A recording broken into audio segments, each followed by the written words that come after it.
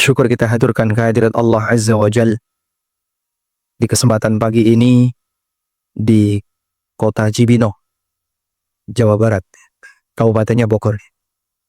Allah Subhanahu wa Ta'ala kumpulkan kita dalam rangka untuk belajar bersama dan dalam rangka memberi kesempatan bagi para ikhwah yang berada di luar yang ingin mendapatkan tempat di dalam.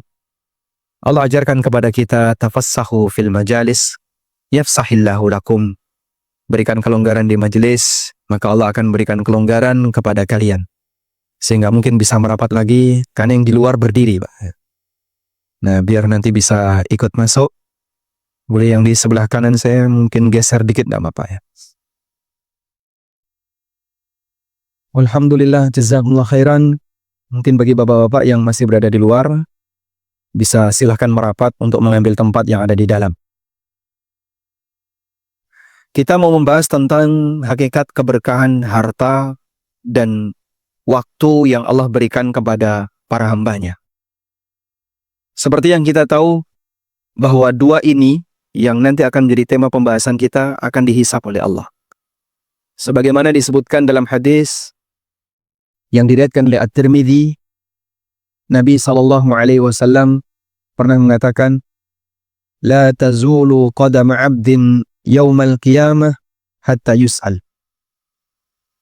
Besok di hari kiamat, kaki hamba nggak bakalan geser sampai dia ditanya oleh Allah Subhanahu wa Ta'ala tentang 4 hal. Lalu Nabi SAW ngasih rincian apa saja 4 hal itu. Yang pertama kata beliau, an umrihi fima afna. Allah bakal tanya itu hamba tentang usianya, untuk apa dia habiskan usia. Dan umur itu sama dengan apa? Waktu. Sehingga ketika kita mendapatkan penjelasan umur bakal ditanya oleh Allah, itu artinya waktu kita akan dihisap. Dan kita diajarkan bahwa dalam hisap itu Anda jangan berpikir ini kan cuma sedikit. Sebab besar kecil dicantumkan oleh Allah dalam buku catatan amal. Sehingga orang yang banyak mengisi waktunya dengan hal yang sia-sia atau bahkan isinya maksiat, dia ketakutan ketika membuka buku catatan amalnya. Allah Ta'ala berfirman di surat Al-Kahfi, "Wa wudi'al kitab, fataral mujrimina mushfiqina mimma fi, wa yaquluna ya wailatana ma li hadzal kitab, la yughadiru saghiratan wala kabiratan illa ahsah." Ketika buku catatan amal sudah diserahkan kepada para hamba, fataral mujrimin, kau akan lihat al-mujrimun, orang-orang yang rajin berbuat dosa, orang-orang yang mengisi waktunya dengan banyak maksiat. Musyfiqina mimma fihi, mereka ketakutan dengan isinya. Sehingga saat disuruh baca oleh Allah, ikra kitabak, kau baca sendiri itu kitabmu.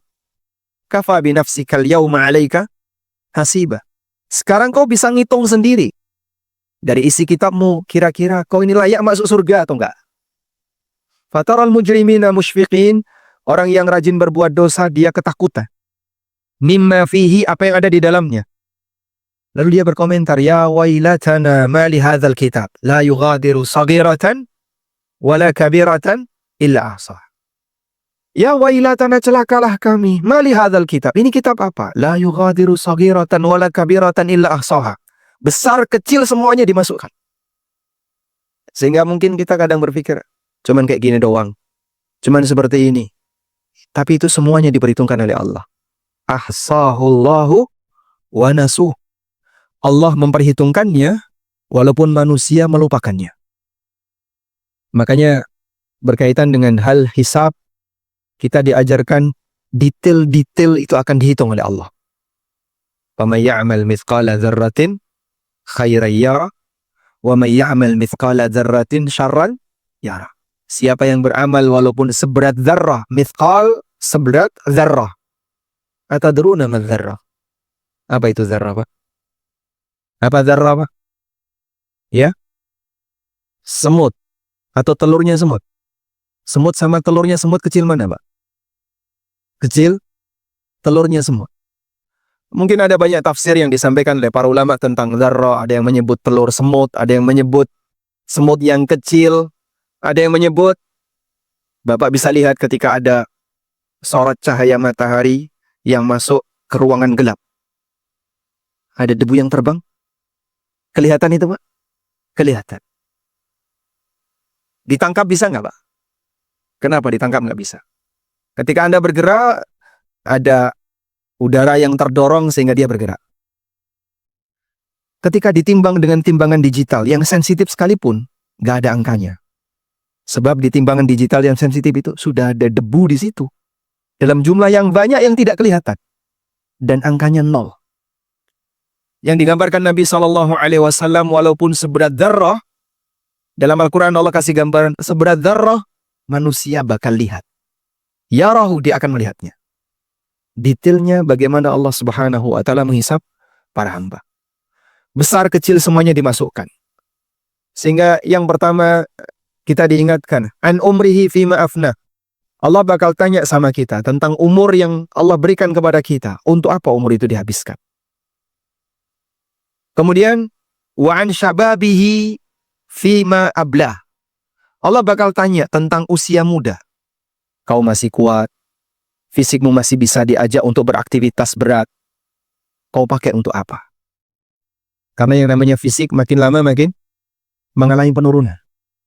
Sehingga ketika orang sudah di usia tua, mungkin ada banyak uzur yang menyebabkan dia nggak bisa melakukan A, nggak bisa melakukan B. Saya sekarang udah nggak bisa berangkat kajian. Saya nggak bisa ruku. Saya tidak bisa turun sujud. Sehingga sholatnya sambil duduk. Dulu mungkin waktu masih muda nggak pernah sholat. Dia baru mulai berpikir sholat ketika di usia tua. Allah bakal tanya tuh, kau dulu waktu masih muda kemana saja? Kenapa nggak kau pakai untuk kegiatan-kegiatan yang mungkin butuh kondisi fisik yang kuat?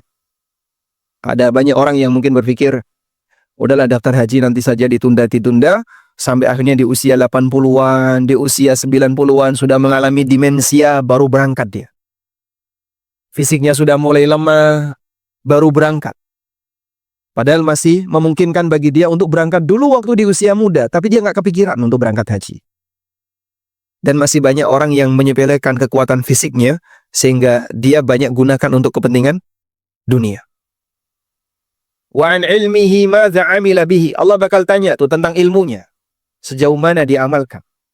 Dia diberitahu baik melalui ceramah, melalui khutbah Jumat, atau ketika dia membaca Quran terjemah, sehingga dia tahu mana halal, mana haram. Dan Allah tahu siapa orang yang tahu dan siapa yang tidak tahu. Dan Allah juga tahu siapa yang tidak mau tahu. Di posisi itu Allah bakal tanya, kau kan sudah tahu, ini nggak boleh, ini haram, kenapa kau masih melakukan pelanggaran? Wa an malihi min aina iktasaba wa fima anfaqah. Allah bakal tanya tentang hartanya. Dari mana dia dapatkan harta itu dan untuk apa dia belanjakan harta itu. Menyadari akan hal ini, maka harta yang berkah, umur yang berkah, masa muda yang berkah, ilmu yang berkah, prinsipnya satu. Di saat semua nikmat itu bisa menyelamatkan Anda saat Anda dihisap. Itulah prinsip. Sehingga seperti apa sih Pak definisi harta yang berkah? Saat kau dihisap hartamu, kau tidak melarat ketika di akhirat. Seperti apa umur yang berkah? Saat usiamu dan waktumu dihisap oleh Allah, kau tidak celaka ketika itu. Seperti apa usia muda yang berkah? Saat jasadmu dihisap oleh Allah, kau selamat. Seperti apa ilmu yang barokah? Saat ilmumu bisa mengantarkan kamu untuk menjadi hamba yang bertakwa. Itu keberkahan yang paling dasar. Sehingga kalau ini saja gagal, jangan berpikir kemanfaatan yang lebih besar. Sehingga kalau seorang hamba sudah gagal untuk bisa selamat menjalani hisab yang itu adalah yang paling asasi. Sehingga hartanya saja dia gagal ketika hisab. Umurnya dia gagal ketika hisab. Kemudian masa mudanya dia gagal ketika dihisab. Jangan berpikir terlalu jauh memberi manfaat bagi umat. Untuk hisab dirinya saja dia sudah gagal. Karena itulah Nabi SAW memberikan gambaran bahwa posisi manusia yang hidup itu seperti dia sedang membeli dirinya untuk diselamatkan dari azab neraka. Rasulullah SAW mengatakan, "Kullun nasi yaghdu faba'i'un nafsahu famu'tikuha aw mubikuha." Setiap orang yang hidup Faba'iyun nafsah. Dia sedang membeli dirinya. Maksudnya apa? Menebus dirinya. Sebab semua orang itu tergadaikan dengan amalnya.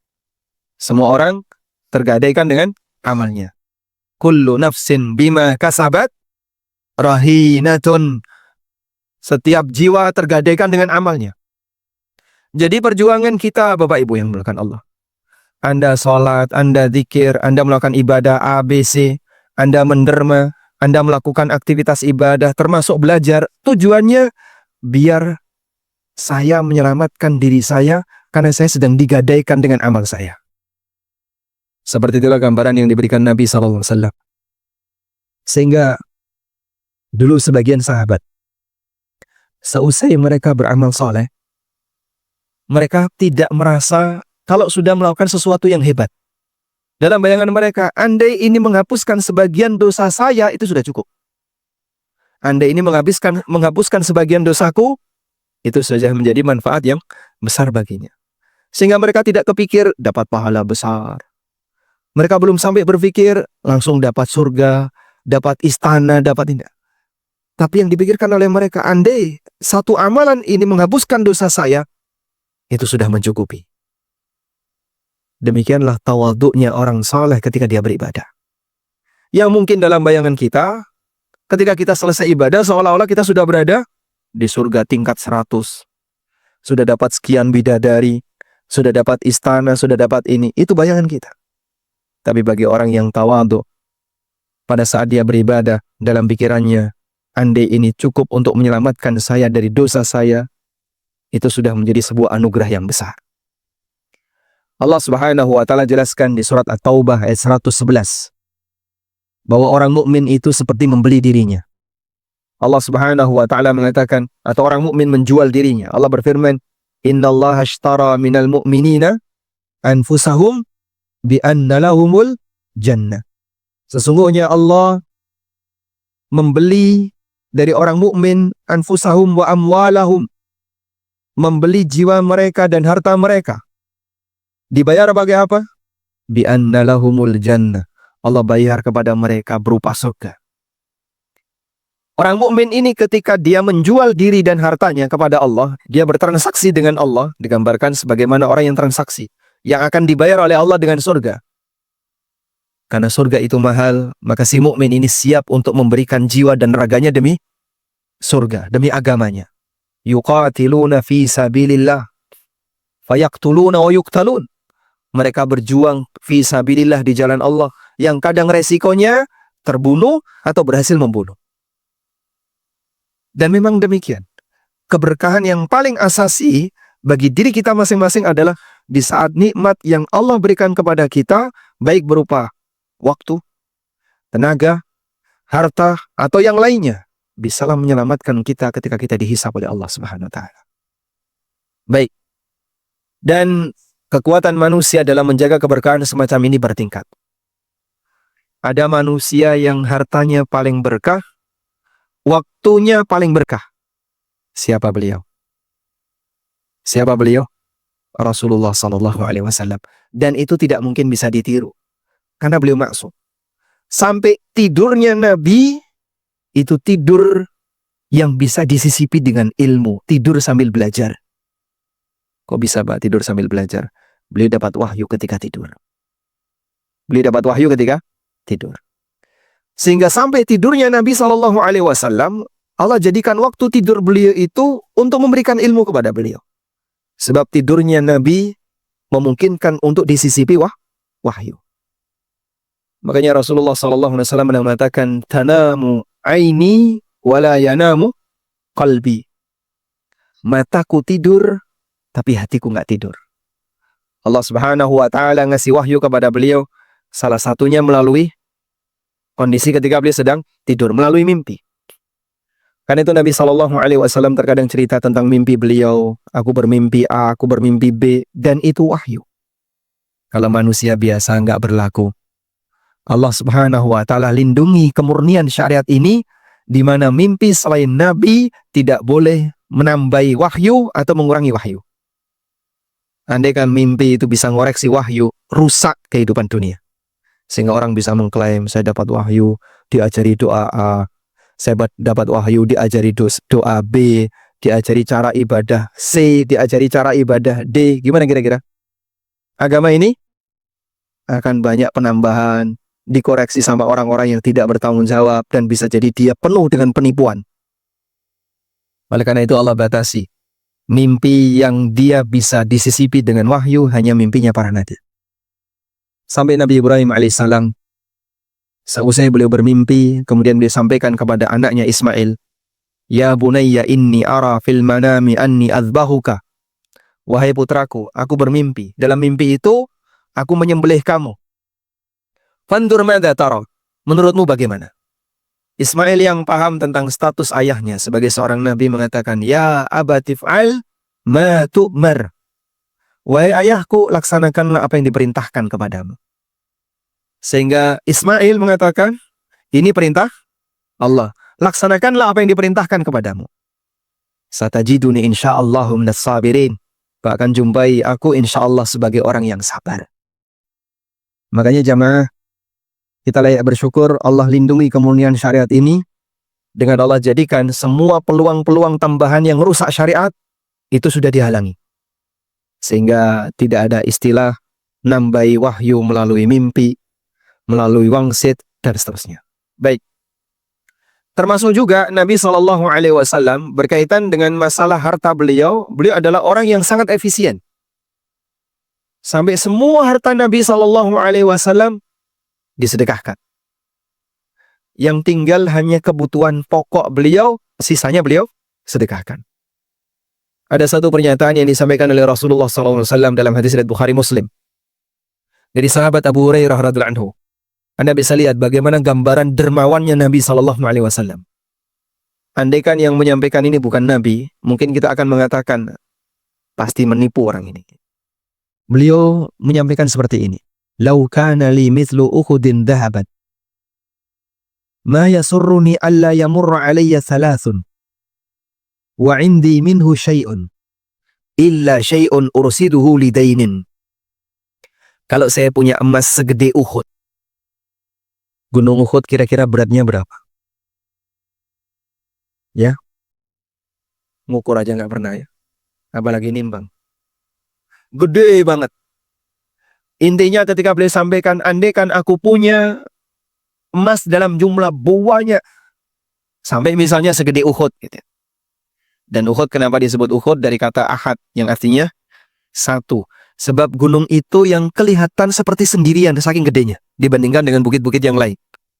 Di sana kan nggak ada gunung seperti di tempat kita yang besar gede kayak Gunung Merapi atau Gunung Semeru.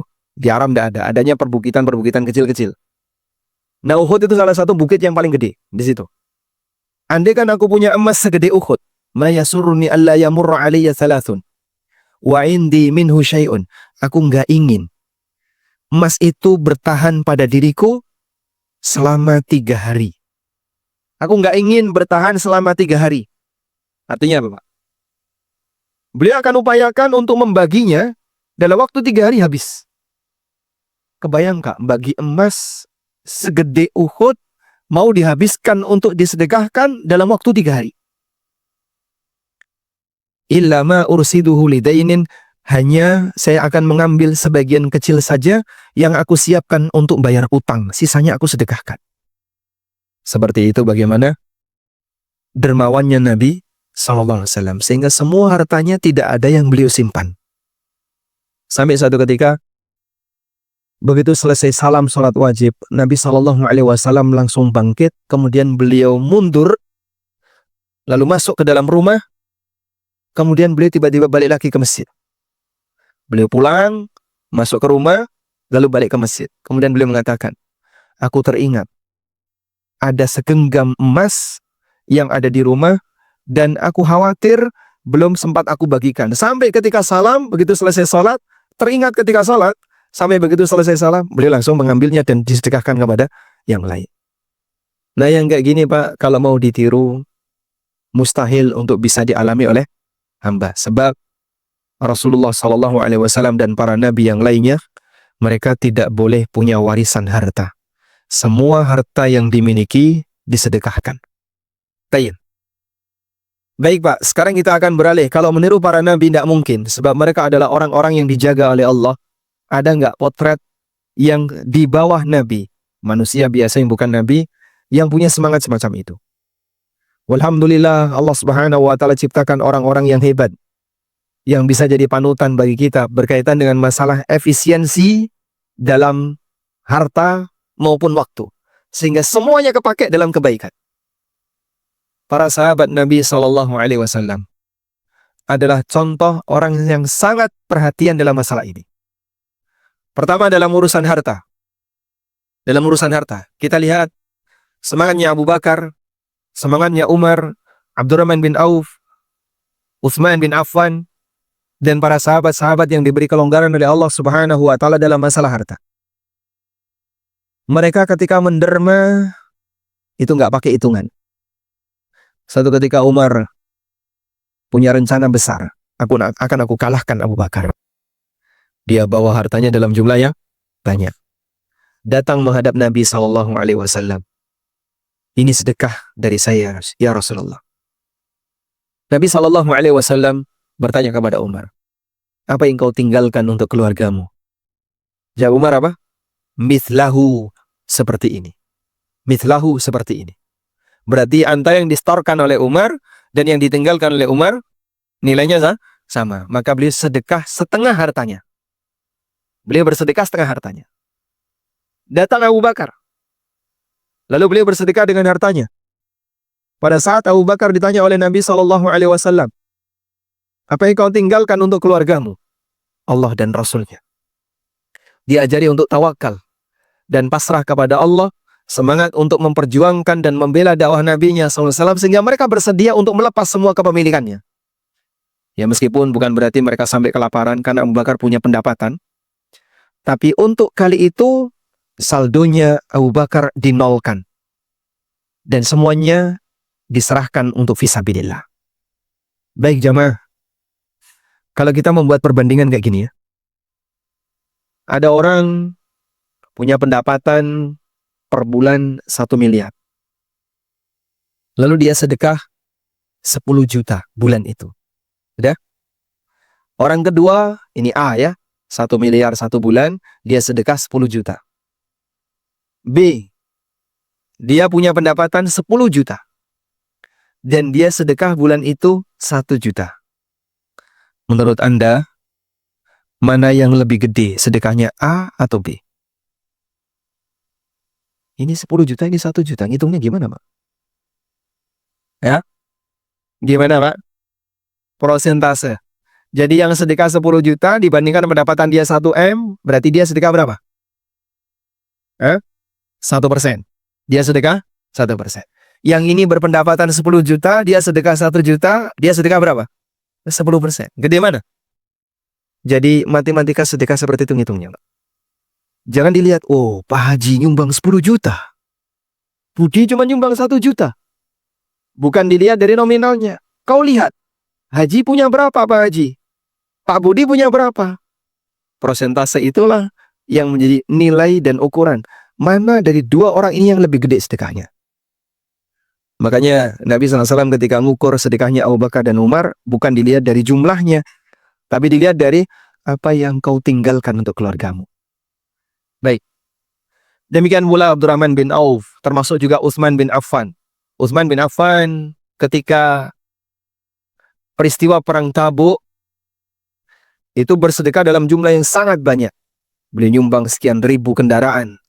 Beliau nyumbang sekian ribu dinar, uang, dan seterusnya untuk kelengkapan perang Tabuk. Sampai Nabi SAW memberikan jaminan yang bersedekah fi jaisil usrah, ketika masa pertempuran atau pasukan yang mengalami kesulitan, dia akan masuk surga. Dan orang itu adalah Utsman radhiyallahu anhu. Sahabat Jabir radhiyallahu anhu pernah menyampaikan bagaimana semangat para sahabat secara umum dalam bersedekah. Beliau mengatakan seperti ini. Ma ahadun min ashabin Nabi sallallahu alaihi wasallam dzu maqdiratin illa waqafa. Tidak ada seorang pun di antara sahabat Nabi sallallahu alaihi wasallam yang punya kemampuan secara finansial kecuali dia pernah wakaf.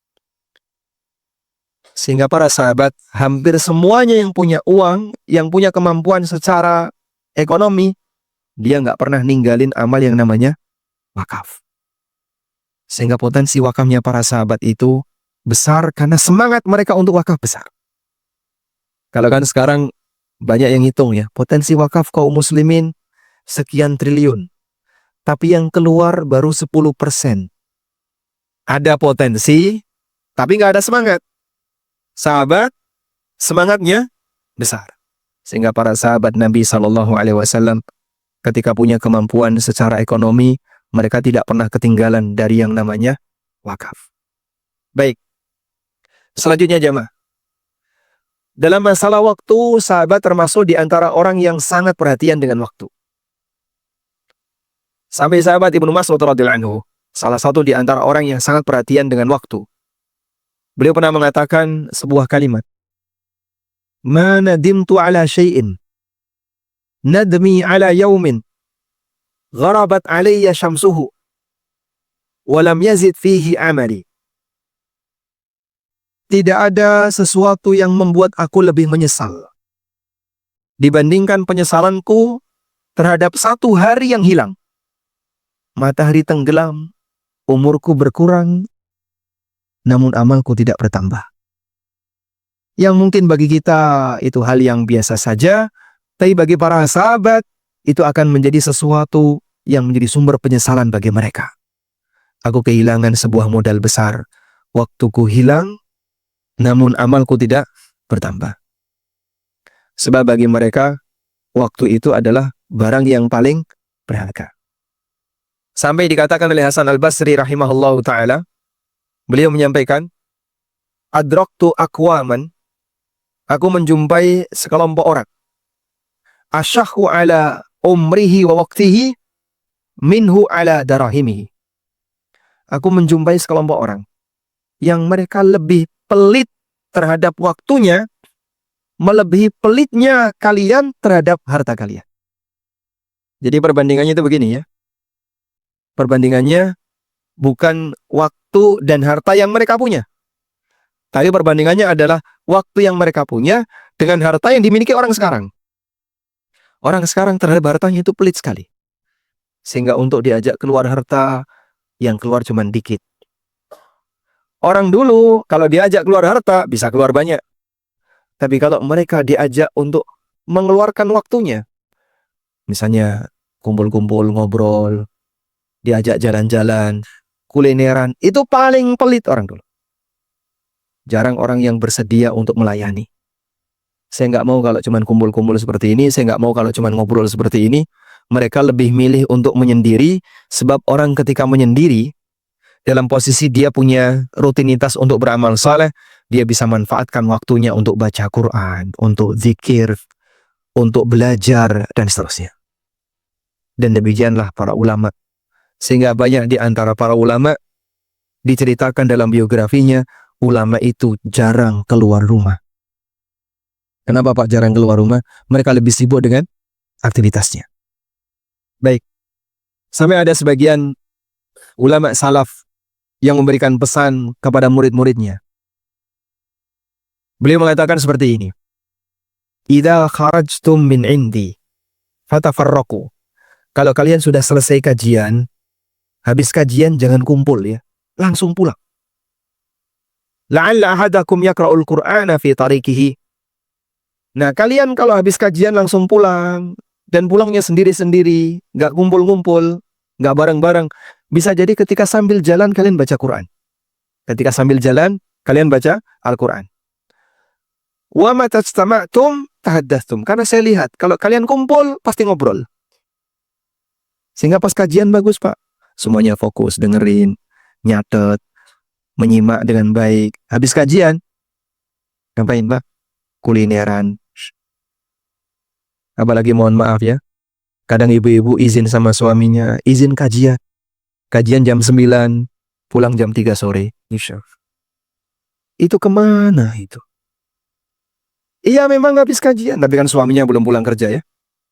Sehingga habis kajian, ngumpul, nanti makan-makan di mana, ngumpulin duit, untuk kemudian habis makan-makan di warung ini, pindah ke warung ini, gantian kulineran gitu ya Pak ya. Ya. Nah, kalau sudah makan-makan, ngumpulin dosa sama ngumpulin lemak. Nah, makanya kita sarankan ya, jika nggak butuh untuk kumpul, sebaiknya jangan kumpul. Baik, sekarang kita akan lihat bagaimana kondisi para ulama terhadap waktu yang mereka punya. Orang-orang yang sangat menghargai nikmat berupa waktu, sampai sedikit sedetik pun waktu yang mereka punya termanfaatkan untuk kebaikan. Ibnu Aqil rahimahullah, salah satu di antara ulama mazhab Hambali. Beliau punya buku judulnya Al-Funun. Dan buku ini banyak yang hilang. Karena jumlahnya banyak sekali.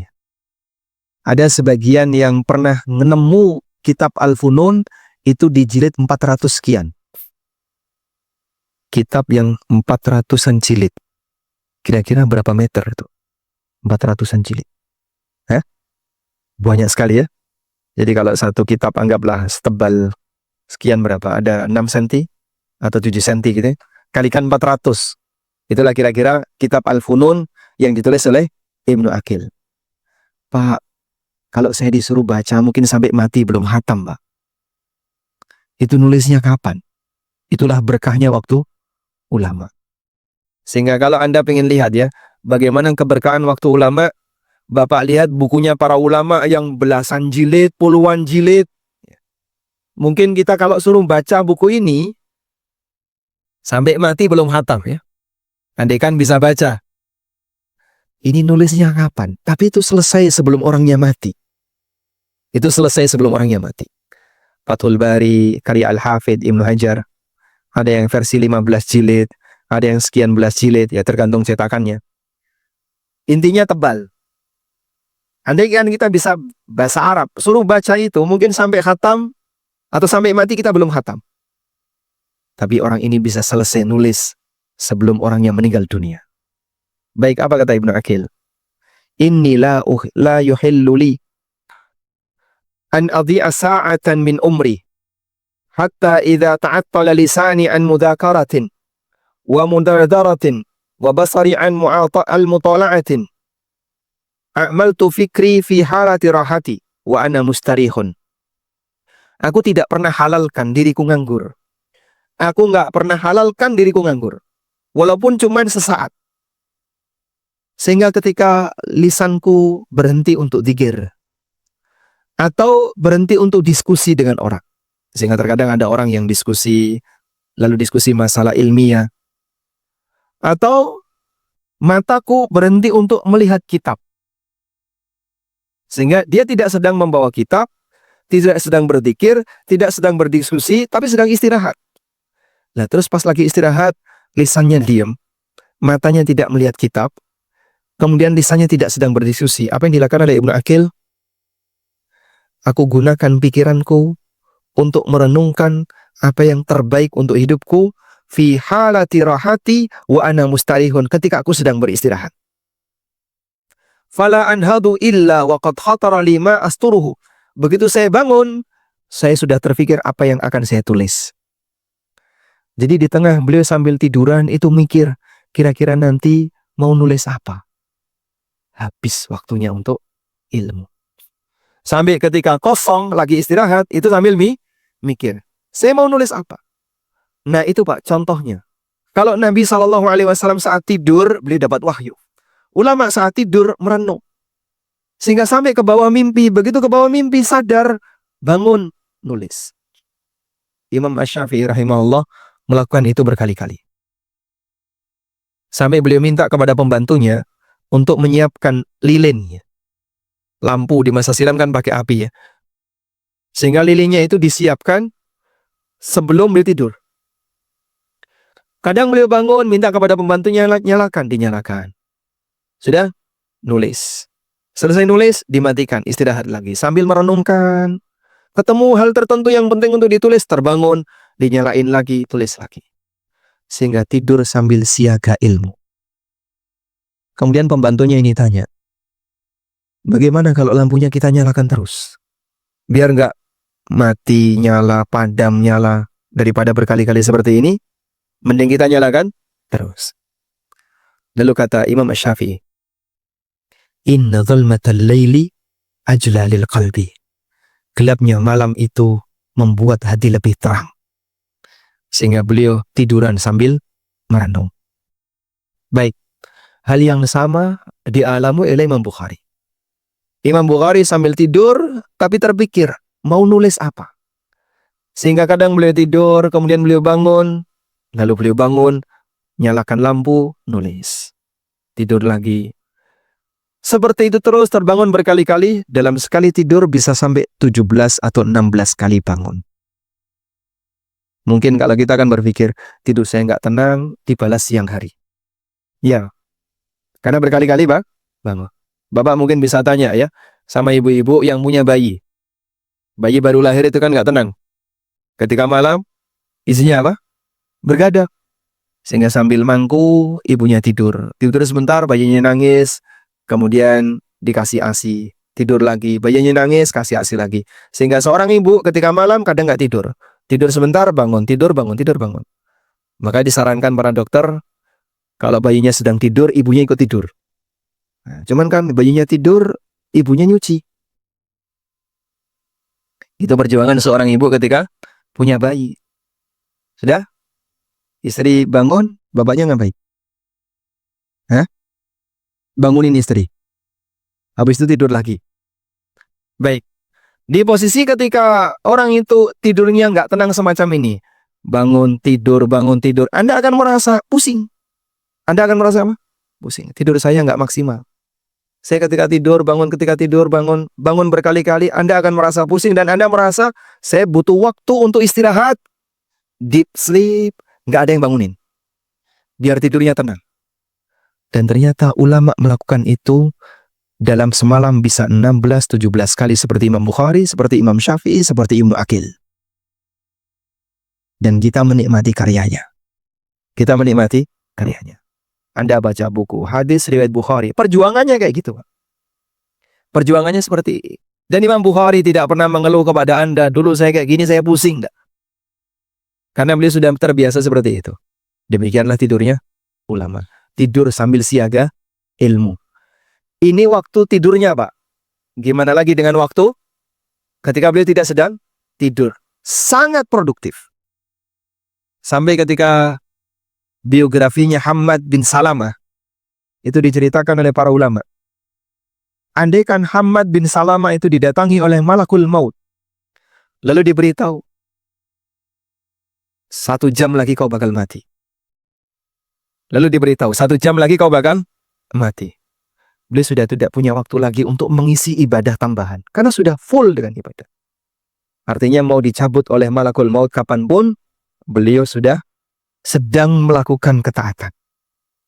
Kalau nggak lagi zikir, baca Quran, mutola'ah, membaca buku, atau berpikir untuk ilmu, sehingga sampai pun tidur dipakai untuk kegiatan ilmiah.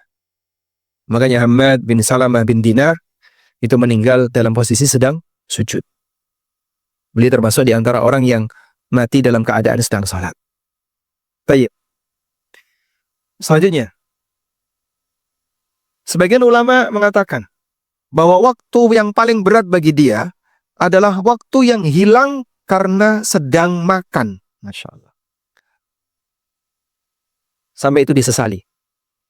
Khalil bin Ahmad Al-Farahidi, di antara ulama bahasa di zaman tabi'in, beliau pernah mengatakan, Asqalus sa'ati alayya.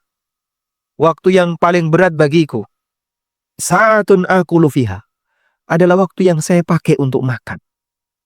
Beliau sedih ketika waktunya hilang untuk makan. Masya Allah. Padahal kan kita kalau lagi makan butuh waktu berapa jam? Ya, kejar kuliner di sana. Orang Cibinong nyari kuliner di Jakarta, orang Jakarta nyari kuliner di Cibinong. Ketemu di tengah. Subhanallah, hari ini warung mana yang jadi target? Gitu ya. Sehingga kadang nggak bapaknya yang ngajak, istrinya yang ngajak, anaknya yang ngajak. Pak, kita ke sana Pak ya. Besok kita ke sana, besok kita ke sana. Searching di Google Map itu isinya cuma lihat gambar warung, Pak. Tuh dia, nah ini ada banyak permainan, Pak. Ini menunya kayak gini, Masya Allah. Dan mohon maaf, kadang orang Jakarta itu lebih ngerti kuliner Jogja daripada orang Jogja, Pak. Pak Ustadz, ada warung kayak gini. Wah, saya tidak tahu itu. Bapak kok ngerti dari mana? Oh, saya pernah ke sana. Saya belum pernah ke sana ya, Pak. Itu orang bawa piring panjang sekali antri, Pak. Antri meja, Pak ya. Itu ditungguin. Betul ada kayak gitu, Pak. Ya? Sudah perjalanannya jauh, dia siap berjuang demi makanan, macet nggak apa-apa. Sampai di lokasi nyari tempat parkir nggak dapat. Dapat tempat parkir, antri meja. Setelah antri dapat tempat, antri ngambil makanan. Masih ngantri lagi, kata, Masya Allah. Butuh waktu bisa 3 jam hanya untuk sekali makan. Padahal dulu bagi para ulama, waktu yang paling mereka sesali adalah waktu ketika makan. Waktu yang paling kita buang, paling banyak adalah waktu ketika makan. Baik. Coba tanya sama ibu-ibu. Ibu-ibu kalau masak butuh waktu berapa lama? Enggak pernah masak. Alhamdulillah. Efisiensi waktu ya. GoFood, Pak Ustadz. Lebih praktis. Jadi istri Bapak tadarus terus ya. Istri saya, Pak Ustadz, nggak sempat masak, Pak Ustadz. Rajin tadarus. Jadi kalau urusan makanan GoFood terus. Setuju nggak, Pak, kalau istri kayak gini, Pak? Nggak setuju. Nggak. Jadi yang dipinginkan kayak gimana? Masak sambil tadarus? Nggak bisa, Pak, ya. Nggak fokus. Kayak kadang ibu-ibu menghabiskan waktu di dapur ya. Dari mulai belanja di warung, berapa jam? Setengah jam cukup? Setengah jam ya? Setengah jam. Ya. Setengah jam, perjalanan 15 menit lah.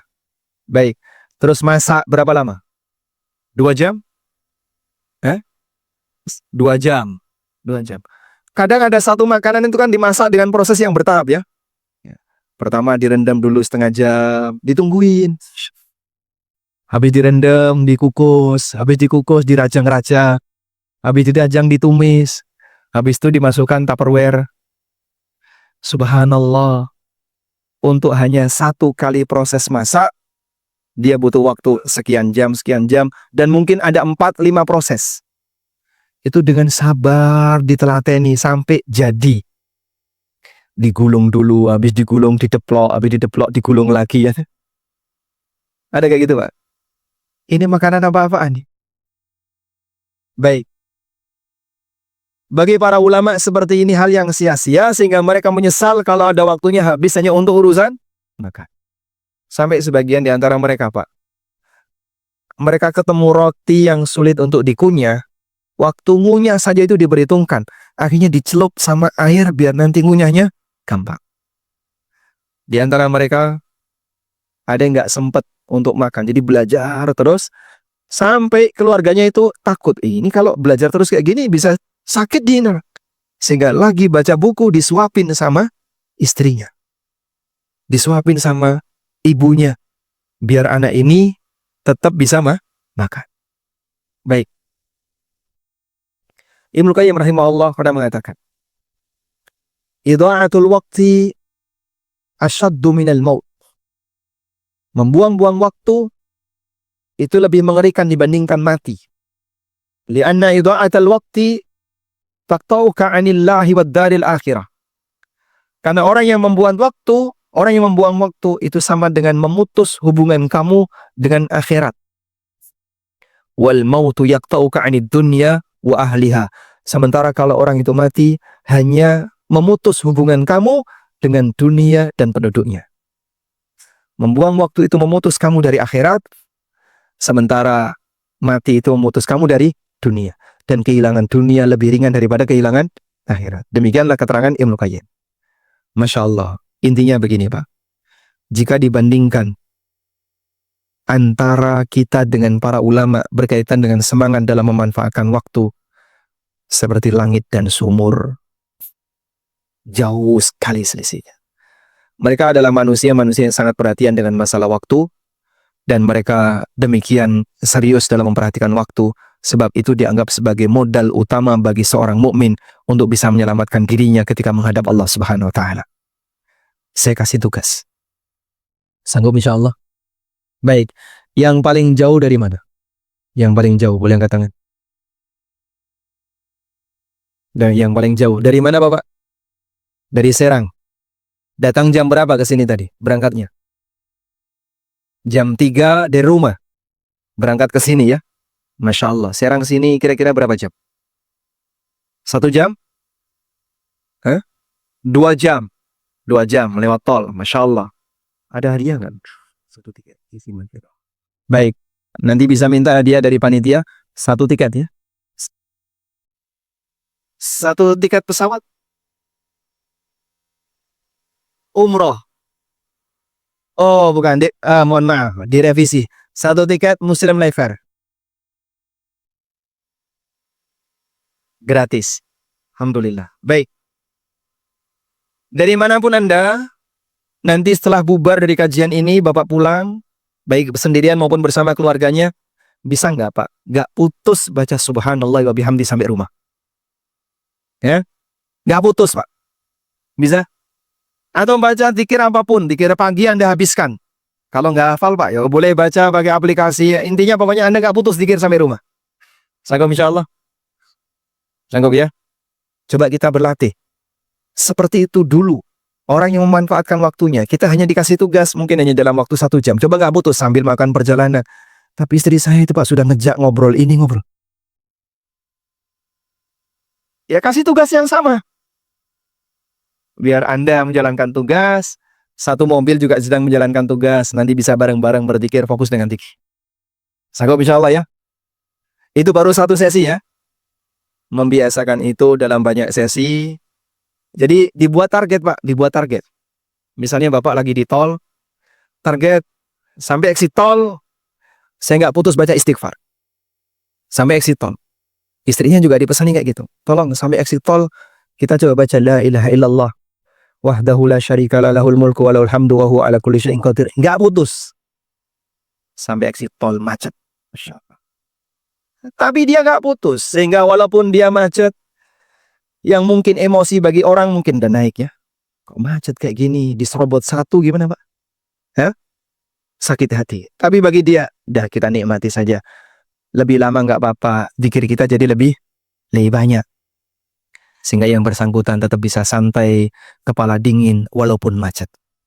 Karena zikir kata Allah, ala bidzikrillahi tatma'innul qulub. Bukankah dengan zikir kepada Allah, hati seorang hamba akan bisa jadi tenang. Baik, tugas yang kedua. Benda apa yang paling banyak membuat waktu Anda hilang? Sepakat. HP. Scroll ya. Dan saya sendiri juga mengakui, ujian terberat bagi saya adalah HP. Di posisi HP, kita bisa bertahan dalam waktu yang lama. Ya. Awalnya pengen lihat kajian. Cuman kan buka YouTube pertama yang nongol bukan kajian. Yang nongol pertama apa Pak? Video masak, ya. Film kartun. Terus apa lagi? Timnas. Yang nongol pertama adalah YouTube yang paling sering Anda buka. Itulah yang nongol pertama, gitu kan? Sehingga algoritma ini YouTube, dia akan menampilkan apa yang paling sering dibuka. Baik. Masing-masing sudah bisa bermuhasabah. Kira-kira YouTube apa yang paling sering nongol? Nah, HP saya sering dibaca anak ya Pak. Sehingga yang sering nongol pertama film kartun. Begitu dia buka YouTube, dilihat sama sampingnya, kok film kartun? Jangan suudzon dulu. Itu anaknya yang buka ya, bukan orangnya. Paham Pak? Baik. Tapi Anda ketika seperti itu, mungkin pertama kali nyasarnya mata bukan langsung searching kajian. Tapi pertama kali nyasarnya mata kemana? Tampilan depan. Nah, akhirnya nyasar kemana-mana sebelum sampai kajian. Jadi, Nabi SAW memberikan kita arahan untuk memperhatikan waktu, tapi setan menggoda manusia, gimana caranya biar waktunya hilang tanpa makna. Dan salah satu di antara bentuknya adalah dibukakan satu pintu atau sekian pintu keburukan atau satu pintu kebaikan agar nanti diarahkan kepada banyak pintu keburukan. Baik. Nah, yang seperti ini perlu kita waspadai. Caranya gimana? Tolong dong, kalau memang sudah nganggur dan Anda tidak butuh HP, sebaiknya jauhkan jangkauan HP dari tangan kita. Sebelum tidur, ya, matikan. Sebelum tidur, matikan. Sebab potensi maksiat yang paling besar adalah begini sebelum tidur. Dah, jauhkan. Baik, baca doa sebelum tidur, fokus untuk tidur. Tapi saya ingin bangun untuk nyatet, Pak. Masya Allah. Mau nyatet apa? Nyatet utang. Keingat utangnya fulan tadi belum saya catat. Mungkin orang masih keingat itu ya. Tapi intinya kalau kita mau memanfaatkan waktu dengan baik, jaga yang namanya HP. Mudah-mudahan yang sederhana ini bisa mengarahkan kita untuk semakin memperhatikan manfaat waktu, sebab sedetik sekalipun akan dihisap oleh Allah Subhanahu wa taala. Wallahu a'lam. Baik, demikian yang bisa kita sampaikan. Ini ada beberapa pertanyaan melalui kertas.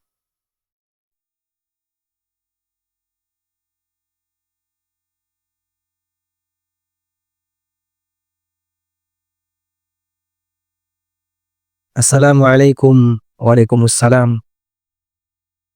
Saya mau tanya, sedang ramai terkait pendapat tentang haji tidak wajib karena antrian yang nggak masuk akal. Ada juga yang mengatakan kurang sependapat dan ini akan menjadi perdebatan. Bagaimana hukum haji furoda mengingat banyak gorornya? Baik. Ini pertanyaan bukan pesanan dari saya ya. Artinya pertanyaan ini bukan pertanyaan yang diada-adakan. Memang sekarang sedang viral polemik tentang masalah hukum haji. Yang pertama begini, bukan dalam rangka untuk memberikan komentar, tapi sedang mendudukkan posisi. Kalau saya sendiri memahami fatwa yang disampaikan oleh Al-Ustadz Al-Fadil Dr. Erwandi, beliau tidak hanya mengatakan haji tidak wajib. Tidak hanya itu. Yang beliau fatwakan lebih dari itu. Haji itu batil akadnya. Haji itu akadnya batil. Makanya beliau sampai pada tingkatan fatwa yang sudah daftar dan antri sekian tahun, tarik dananya. Kalau sebatas fatwa tidak wajib kan bisa turun sunnah. Bisa turun mubah pilihan. Mau daftar silakan, nggak daftar silakan. Tapi beliau tidak hanya memfatwakan itu. Beliau menyampaikan yang sudah daftar, tarik dananya. Karena beliau memahami akadnya batil. Bukan sebatas tidak wajib. Nah, terus orang akan berpikir, kalau saya sudah ngantri sekian tahun, saya sudah daftar 7 tahun yang lalu, saya sudah daftar 10 tahun yang lalu, tinggal sekian tahun lagi saya bisa berangkat haji, terus saya tarik. Nah, kesempatan saya haji kapan? Anda nggak wajib.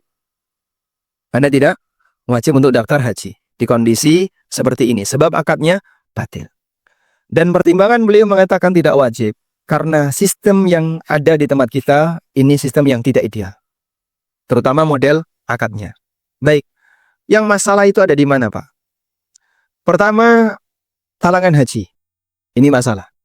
Dan ini yang disebutkan dalam buku beliau, kalau ini akadnya haram, sebab ada ribanya. Dan ini kesalahan bank syariah yang sudah ditaubati oleh bank syariah.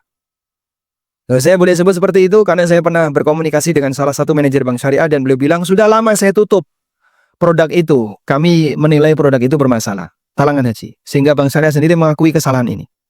Sebab talangan haji inilah yang menyebabkan antrian panjang seperti yang kita tahu. Sehingga waktu itu banyak bank syariah yang mengakui penyebabnya adalah produk talangan haji. Dan sudah ditutup lama. Saya pernah tanya ke salah satu manajer pusat bank syariah sekitar mungkin tahun 2016 atau 2017 dan beliau bilang, itu sudah kami tutup lama. Produk itu sudah nggak ada. Ya?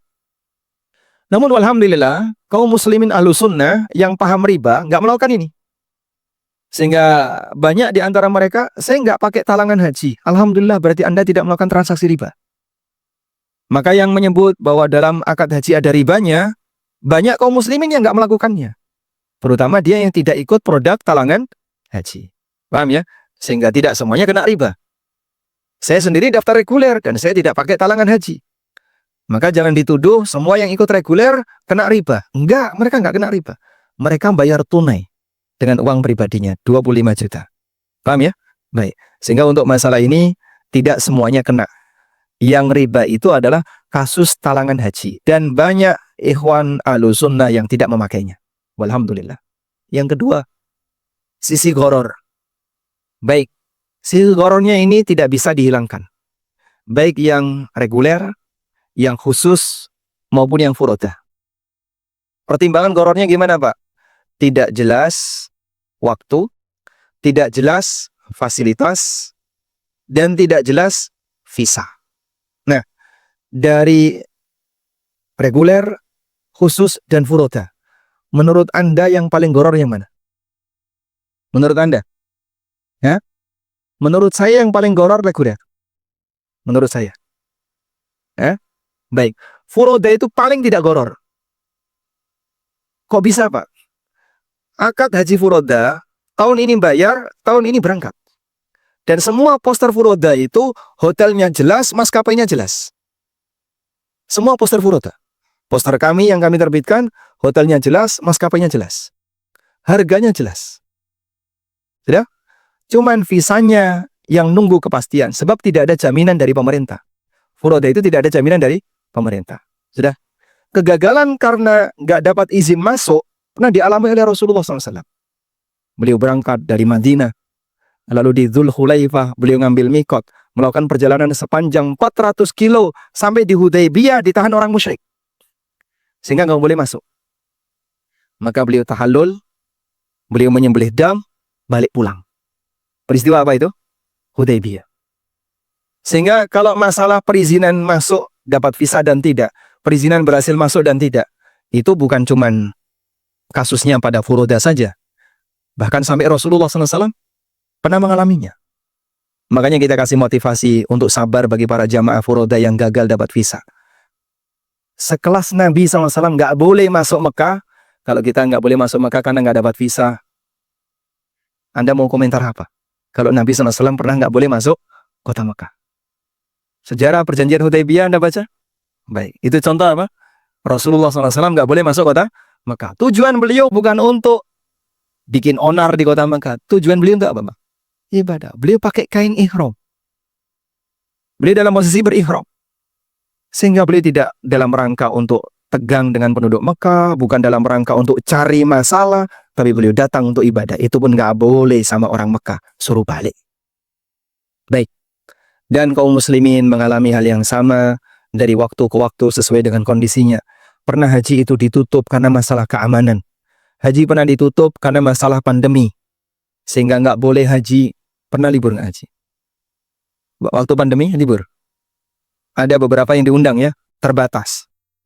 Tapi Masjidil Haram pernah ditutup total, sehingga nggak ada orang tawaf. Baik, seperti ini semuanya kembali kepada masalah kebijakan. Dan itu dari tahun ke tahun, sepanjang sejarah kaum muslimin, berkali-kali terjadi.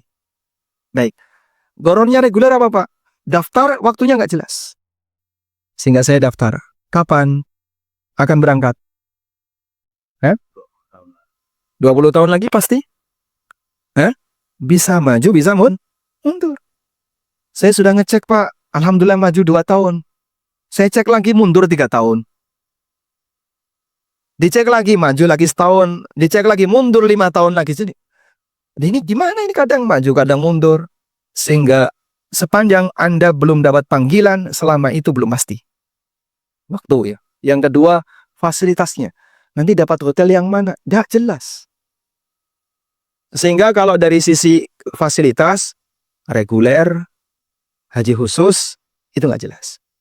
Yang haji khusus lebih jelas di maktab. Karena maktab khusus itu terbatas. Hanya di posisi yang dekat dengan Jamarat. Dan maktab reguler nih yang wallahu a'lam mungkin terlempar jauh. Yang kita nggak bakalan tahu ada di titik mana ketika di Mina. Sebab semua tenda warnanya sama. Udah? Makanya kalau dari sisi kejelasan fasilitas, furodah itu paling jelas. Tapi kalau dari sisi kepastian visa, reguler, dan khusus itu dijamin pemerintah. Jaminan pemerintah inilah yang menjadi nilai kejelasan. Cuman waktunya kapan? Wallahu a'lam. Anda terjamin dapat kuota sepanjang Bapak bertahan nggak mati-mati ya. Jadi kalau misalnya ya kira-kira Bapak 30 tahun ke depan masih hidup nggak ya? Wallahu a'lam. Pemerintah nggak jamin itu. Kan nggak ada jaminan pasti berangkat sebelum mati kan? Ada nggak jaminan kayak gitu? Nggak ada ya. Kalau pasti dapat kuota aja jaminan, paham ya? Sehingga kalau pasti dapat kuota dijamin. Cuman apakah Bapak pasti berangkat? Wallahu a'lam. Ya. Makanya dari sisi waktu furoda lebih jelas. Dari sisi fasilitas furoda lebih jelas. Dari sisi apa lagi? Harga furoda lebih jelas. Reguler harganya berapa?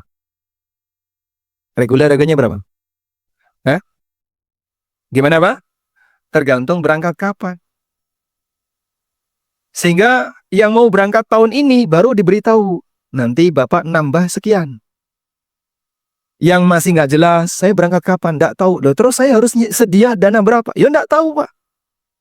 Nanti Bapak kurang lebih 5 tahun lagi. Ini kira-kira sedia dana berapa? Saya biar persiapan. Wallahu a'lam.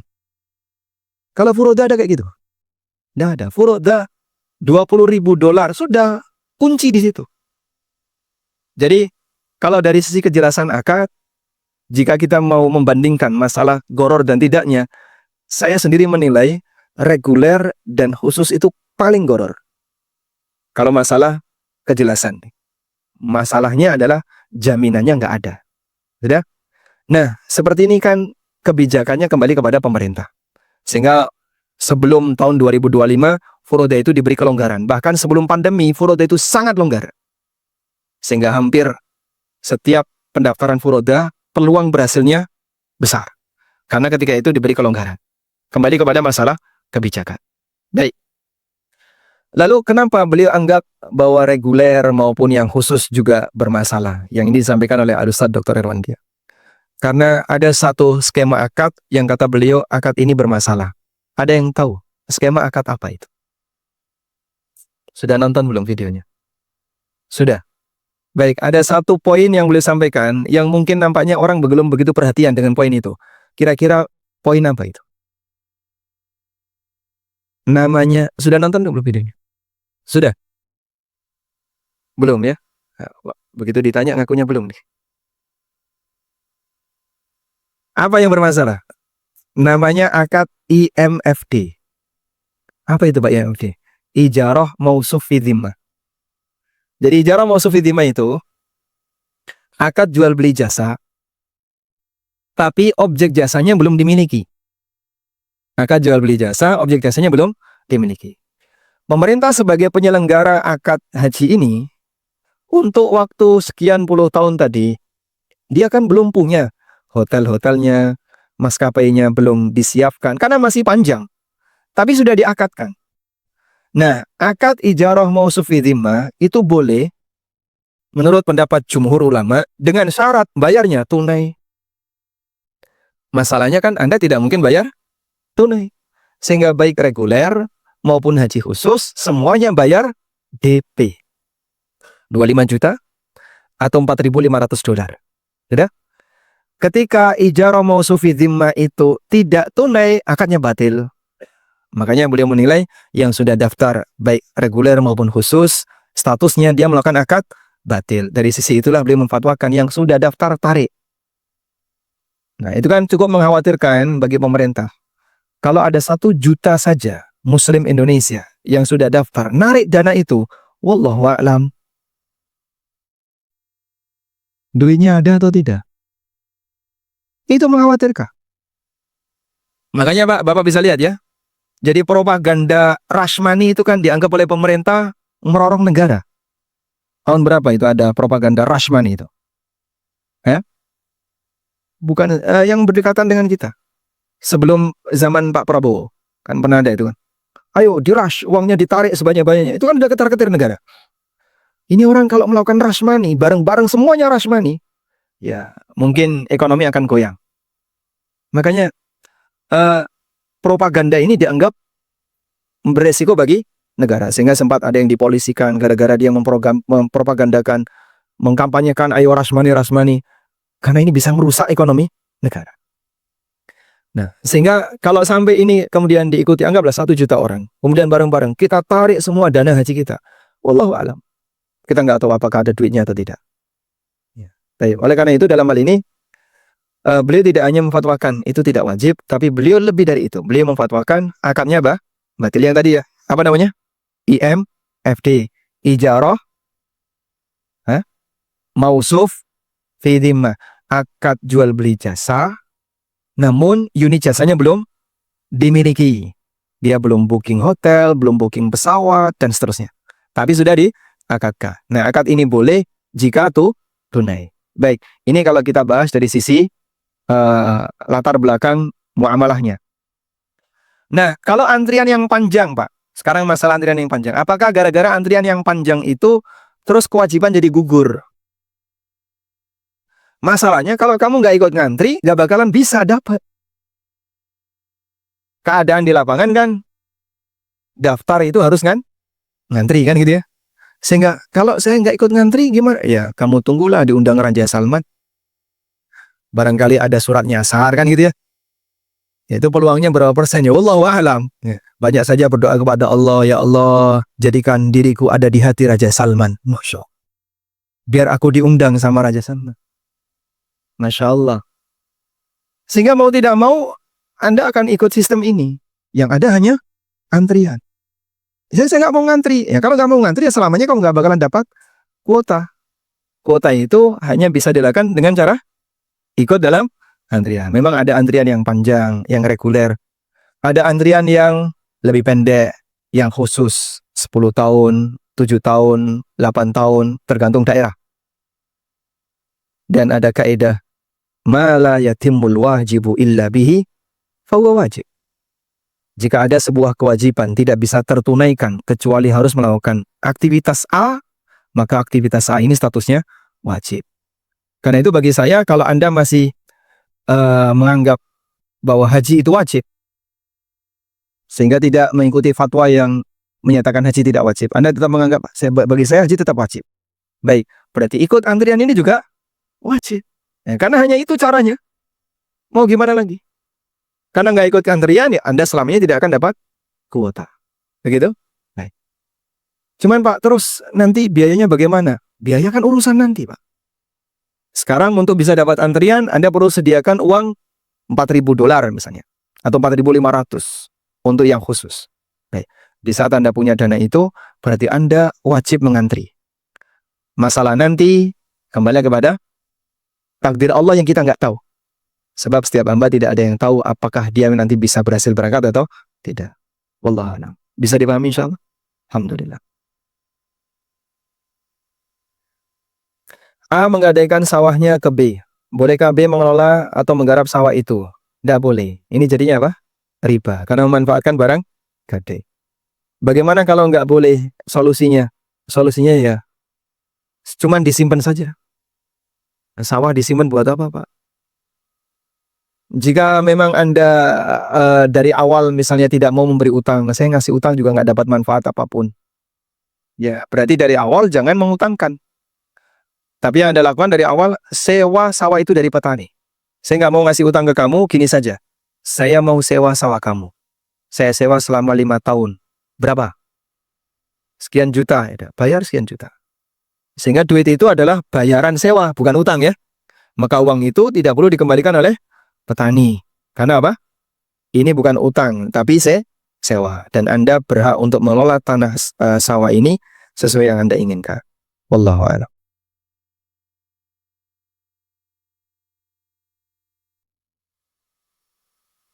Sering beredar di medsos banyaknya penghasilan pengemis dan tukang parkir. Terkadang hal tersebut membuat hati menjadi tidak ikhlas. Bagaimana menyikapi ini? Kalau Anda bisa pastikan bahwa pengemis itu orang yang mampu. Dan dia haram untuk mengemis ya. Karena menjadi sumber pendapatan. Maka Anda boleh nggak ngasih.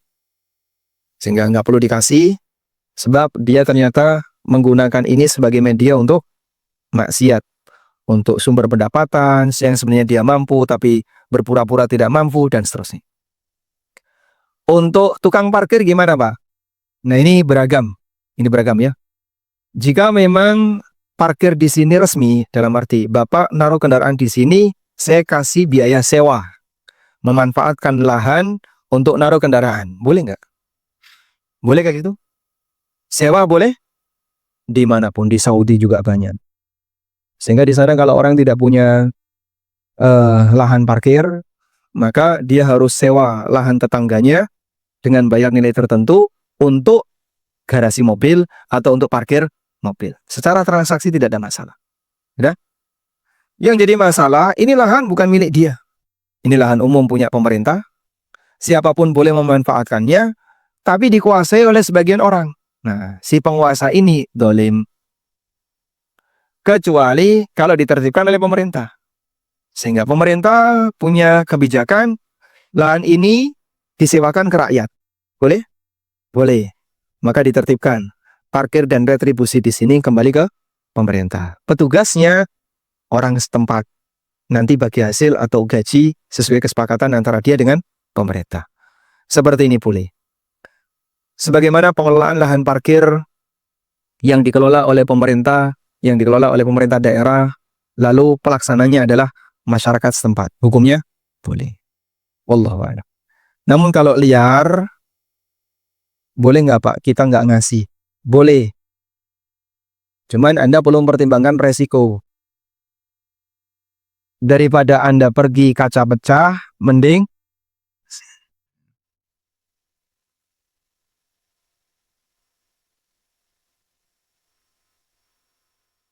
apa yang dimaksud takwa?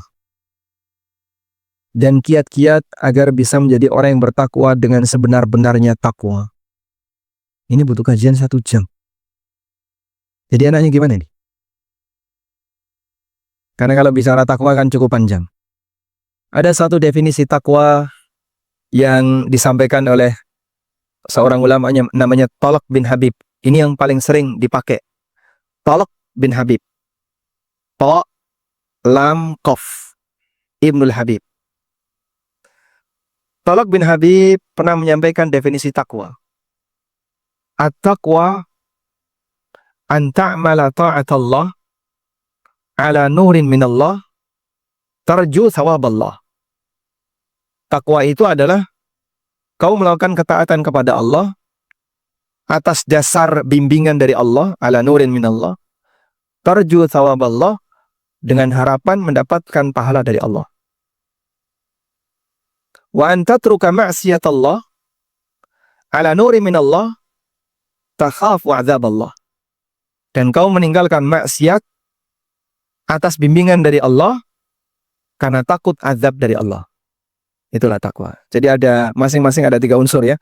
Takwa ada 2 unsur besar, mengamalkan perintah, menjauhi larangan. Tapi bagaimana bentuk mengamalkan perintah? Latar belakangnya karena bimbingan Allah. Sehingga nggak bisa mengamalkan perintah seenaknya sendiri. Harus karena bimbingan Allah. Yang kedua, tujuannya dapat pahala dari Allah. Maka ibarat sebuah kendaraan. Ada pendorong, ada tujuan. Ya? Pendorong kita beramal adalah karena perintah. Sehingga kenapa Bapak sholat? Ya Allah suruh saya sholat. Terus tujuannya apa? Saya dapat pahala. Itulah takwa. Meninggalkan maksiat karena larangan dalil dan untuk tujuan menghindari dosa. Itulah takwa. Sehingga orang beramal dengan mengharapkan surga dan takut neraka, ikhlas atau tidak. Itulah amal yang ikhlas. Wallahu a'lam.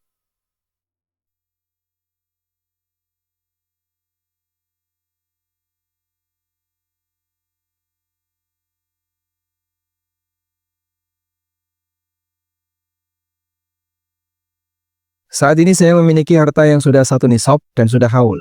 Tapi uang ini sedang dipinjam dan baru kembali 2 bulan lagi. Bagaimana cara kami mengeluarkan zakatnya? Sesuai waktu haul jatuh di bulan Muharram. Apakah boleh bisa ditunda? Jika memang dananya nggak ada, sehingga misalnya uang Anda sekarang kan nisab senilai 170 ya. Anda punya uang 200 juta. Tapi 200 juta itu nggak ada di rumah semua. Di tempat tetangga semua. Dan akan dikembalikan 2 bulan lagi. Sudah? Terus gimana? Ya karena duitnya nggak ada, berarti Anda tidak berkewajiban bayar zakat. Begitu duitnya balik 200 juta, Anda keluarkan zakat. Berarti zakatnya berapa? 5 juta. Ya. 2,5% dari 200 juta.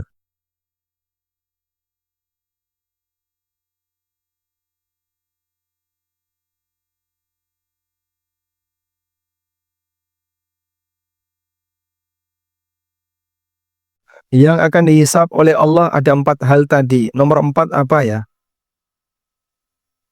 Coba kita urutkan ya. Pertama tadi apa? Umur. Yang kedua, masa muda, fisik. Yang ketiga, ilmu. Yang keempat, harta. Harta ada 2 jalur yang dihisap. Apa saja? Dari mana dan untuk apa? Alhamdulillah. Nah.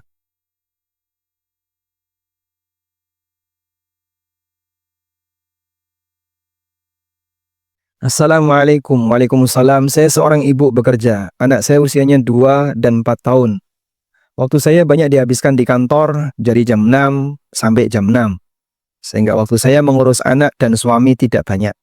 Saya bekerja sudah atas restu suami. Saya sering merasa khawatir waktu yang saya habiskan di kantor akan terhitung sia-sia. Karena saat saya bekerja, anak-anak saya dititipkan ke ART dan neneknya. Apakah hasil saya bekerja juga akan kehilangan keberkahannya? Baik. Ya, semua keputusan akan ada sisi manfaat dan sisi resiko. Mungkin di posisi ketika Anda bekerja, Anda bisa mendapatkan penghasilan yang dari situ bisa mendukung ekonomi keluarga. Tapi di saat yang sama Anda mengorbankan posisi kedekatan Anda dengan anak dan Anda tidak bisa ngurus rumah tangga, tidak bisa ngurus masak, kebersihan, dan seterusnya. Nah, kalau terjadi seperti ini, apa yang bisa Anda lakukan? Apa yang bisa saya lakukan? Baik, saya kasih jawaban yang ideal. Idealnya lelaki itu yang bekerja, sedangkan wanita itu dinafkahi. Maka wanita diperintahkan oleh Allah, waqarna fi buyutikun. Menetaplah kalian di rumah kalian. Terus bagaimana ketika saya harus kerja keluar rumah? Nah, kalau ada pilihan kerja di dalam rumah, sehingga Anda menjadi wanita yang produktif, wanita yang berkarya, tapi lebih banyak di dalam rumah, itu yang terbaik. Cuman Pak, kalau sampai seperti itu, rasanya berat. Nah, itulah perjuangan. Sebab tanggung jawab nafkah adalah tanggung jawab kepala rumah tangga, suami, bukan istri. Ini kalau kita mau bicara ideal. Nah, sekarang geser Pak. Saya kalau ideal kayak gitu nggak bisa, nggak sanggup. Saya masih butuh sumber pendapatan tambahan karena penghasilan suami saya kurang. Jika memang demikian, Anda perlu untuk memenuhi standar-standar ketika seorang wanita harus rutin keluar rumah. Mulai dari masalah pakaian, mulai dari masalah interaksi, mulai dari masalah ketika berada di kendaraan, di tempat umum, dan seterusnya. Termasuk juga menjaga ibadah ketika berada di luar. Nah, kalau sekiranya itu bisa dijaga dengan ketat, insya Allah Anda masih bisa dalam posisi tidak sampai melakukan pelanggaran. Jadi minimal tidak sampai melakukan pelanggaran. Jangan sampai saya berkholwat. Jangan sampai safar tanpa mahram. Jangan sampai ikhtilat. Jangan sampai ada banyak sekali batasan yang harus dipenuhi. Sanggup insya Allah? Baik Pak, akan saya jaga. Saya sanggup ini. Minim kan berarti Anda tidak melakukan pelanggaran. Sehingga kalau bicara dari sisi penghasilan, mudah-mudahan pendapatan Anda tidak bercampur dari proses yang melanggar aturan. Wallahu a'lam. Baik, mungkin itu dulu yang bisa kita sampaikan. Semoga apa yang kita bahas ini bermanfaat. Allahumma anfa'na bima 'allamtana wa 'allimna ma yanfa'una warzuqna ilma. Wa sallallahu ala nabiyyina Muhammadin wa ala alihi wa sahbihi wa sallam. Wa akhiru da'wana alhamdulillahi rabbil alamin. Wassalamu alaikum warahmatullahi wabarakatuh.